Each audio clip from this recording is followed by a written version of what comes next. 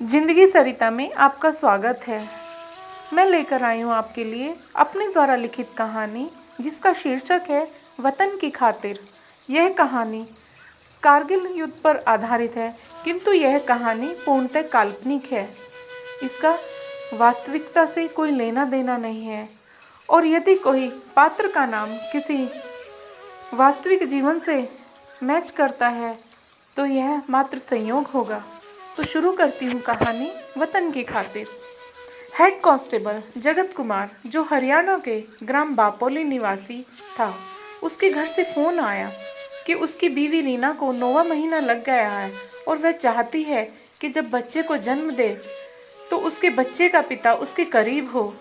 किंतु इस समय बॉर्डर पर स्थिति बेहद नाजुक थी। जगत की पोस्टिंग कारगिल में थी तथा इस वक्त ड्यूटी सख्त थी, और यहाँ पाकिस्तान की सेना की तरफ से अक्सर कुछ न कुछ ऐसा हो रहा था कि सीमा से हटना मुश्किल ही नहीं नामुमकिन था। ऐसे में छुट्टी की तो कल्पना भी नहीं कर सकते थे। ऐसे ही कांस्टेबल सुधीर, जो यूपी उत्तर प्रदेश के कस्बा बड़ौद का रहने वाला होता है, सुधीर के यहाँ से भी फ़ोन आया था। उसकी दादी अंतिम सांसें ले रही है तथा सुधीर को देखना चाहती है। अपनी आंखें बंद होने से पहले पोते की सूरत देखने की इच्छा है सुधीर की दादी की। किंतु सुधीर के सामने भी तो स्थिति विकट ही थी। जो जगत के सामने समस्या थी, वही सुधीर की समस्या भी थी। अनेकों सैनिकों के घर से जरूरी संदेशे आए थे। किसी की बहन का रिश्ता होना है तो किसी के पिता का ऑपरेशन होना है, किंतु फिलहाल तो सबसे जरूरी सीमा की सुरक्षा थी। साल 1999 मई के शुरुआती दिन थे। कारगिल के बटालिक सेक्टर के गौरकान गांव का रहने वाला ताशी नामग्याल अपने घर से थोड़ी दूर गुम हो गई याक को ढूंढने निकलता है कि उसकी नज़र काले कपड़े पहने हुए 6 बंदूकधारियों पर पड़ी, जो पत्थरों को हटाकर रहने की जगह बना रहे थे। ताशी ने यह बात स्थानीय भारतीय सैनिकों तक पहुंचाई और जल्द ही सेना की ओर से एक दल को जांच के लिए भेजा गया, और इस तरह कारगिल में घुसपैठ का पता चला। भारतीय सेना को घुसपैठियों के बारे में कोई जानकारी नहीं थी, और शुरुआत में भारत की ओर से यही कहा गया कि चरमपंथियों को जल्द ही निकाल दिया जाएगा। लेकिन जल्द साफ हो गया कि भारतीय सेना का सामना पाकिस्तानी सैनिकों से था। जंग शुरू हो जाती है। इधर जगत जंग में दुश्मन से लड़ रहा होता है, उधर उसकी पत्नी रीना अस्पताल में प्रसव पीड़ा से तड़प रही होती है। रीना अस्पताल में अपनी सास से कहती है, मम्मी जी, इन्होंने वादा किया था जब हमारी संतान जन्म लेगी तो ये हमारे पास होंगे। रीना की सास बोलती है, मेरी बच्ची, वो इस घर का बेटा होने के साथ साथ देश का बेटा भी है, भारत माँ का बेटा भी है। भारत माँ की रक्षा की जिम्मेदारी है बेटा उस पर, और इस समय यहाँ से ज़्यादा ज़रूरत जगत की वहाँ पर है। तू समझ इस बात को मेरी बच्ची, भगवान का ध्यान कर और जगत की तस्वीर को मन में रखकर अपनी आंखों में बसाकर अपने बच्चे को जन्म दे बेटा। सासू माँ से बात करते करते रीना की प्रसव पीड़ा और बढ़ जाती है। रीना की सासू माँ नर्स को बोलती है, सिस्टर, मेरी बहू को तकलीफ अधिक हो रही है, आप देख ले ज़रा। सिस्टर आकर रीना को चेक करती है और जल्दी ही उसको स्ट्रेचर पर लेटाकर लेबर रूम में ले जाया जाता है। दूसरी तरफ सुधीर के घर पर उसकी दादी अंतिम सांसें गिन रही होती है। आंखों से पानी बह रहा है। टूटी सी आवाज़ में बोलती है, मेरा पोता सुधीर, मेरे पोते को बुला दो, मैं उसे देखना चाहती हूँ। आंखें सुधीर की राह देख रही हैं। दम निकलने वाले हैं, किंतु आंखें तो इंतजार में दरवाजे पर टिकी होती है। एक गहरी सांस और दादी के प्राण पखेरु उड़ जाते हैं। एक नए सफ़र के लिए निकल चुकी है दादी की आत्मा, किंतु दादी की खुली आंखें तो अभी भी दरवाजे की तरफ देख रही होती है। सुधीर के पिता ने रोते हुए अपनी माँ की आंखें बंद की। कैसा हृदय विदारक दृश्य था। और यही बोला अपनी माँ से सुधीर के पिता ने, तेरे लाडले पोते को देश के लिए कुछ करना है माँ। आज तेरे पोते की ज़रूरत देश को है, तुझसे अधिक देश को है, भारत माँ को है। माँ, माफ़ कर देना मुझे, मैं तेरे पोते से तुझे नहीं मिला पाया। उधर कारगिल जंग में लड़ते हुए सुधीर बोलता है, नहीं छोड़ूंगा, एक एक को भून दूंगा, मेरे देश की तरफ जो आंखें उठेगी उन आंखों को मैं फोड़ दूंगा। जो पाँव मेरे देश की सीमा में पड़ेगा उस पाँव को काट दूंगा।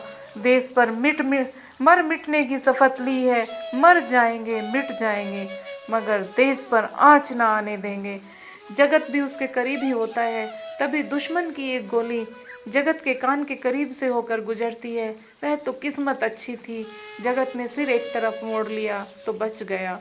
लड़ते हुए भी सुधीर से बात करते करते जगत बोलता है, सुधीर छोड़ना नहीं है इन हरामजादों को, ऐसी सजा देनी है। हमारी ज़मीन पर कदम रखने की भविष्य में सपने भी ना सोचे।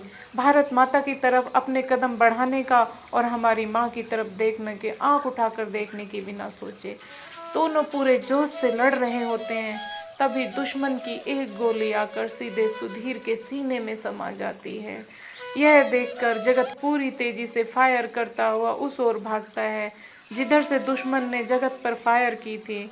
जगत दुश्मन की तरफ बढ़ता जा रहा है और फायर करता जा रहा है। उधर सुधीर भी सीने में गोली लगे अंधाधुंध फायरिंग करता है। तभी 2-4 दुश्मन की चीखें तो सुनाई दे ही जाती है। सुधीर को बड़ा चैन मिलता है दुश्मन की चीख सुनकर। आंखें बंद होने लगती है तो सामने दादी खड़ी दिखाई देती है, जो बाहें फैलाए खड़ी है और बोल रही है, आजा मेरे बच्चे, मेरे पूत, तुझे सीने से लगा लूं, आजा मेरे कलेजे के टुकड़े। तेरी दादी तरस रही है तुझे गले लगाने को।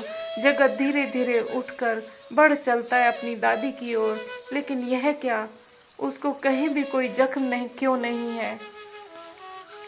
उसको तो इतनी गोली लगी हुई थी।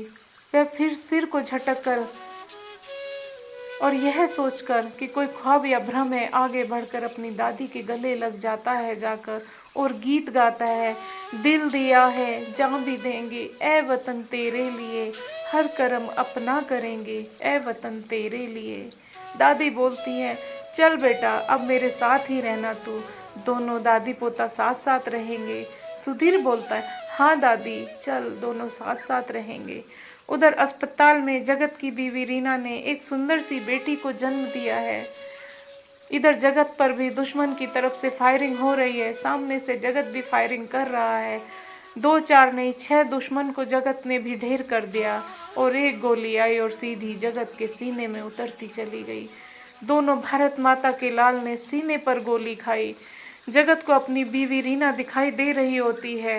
वह गोद में नन्हा बच्चा लिए हुए होती है, जो जगत से कह रही है, देखो जी बेटी हुई है, बिल्कुल तुम पर गई है, गोद में नहीं लोगे क्या अपनी बेटी को?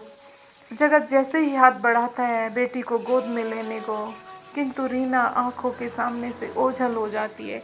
जगत मन ही मन अपनी पत्नी रीना से कहता है, रीना मेरी बेटी को एक सैनिक बनाना जो देश के लिए जिए और देश के लिए मरे। और अस्पताल में रीना सच में ही एक बेटी को जन्म देती है तथा बेटी का चेहरा देखकर उसका माथा चूमते हुए कहती है, माँ जी अपनी बेटी को हम इसके पिता की भांति एक सैनिक बनाएंगे। उधर जगत की अंतिम क्षण में उसके होठों पर भी यही गीत है, हर कर्म अपना करेंगे ए वतन तेरे लिए, दिल दिया है जान भी देंगे ए वतन तेरे लिए। दोनों शहीद हो गए देश पर।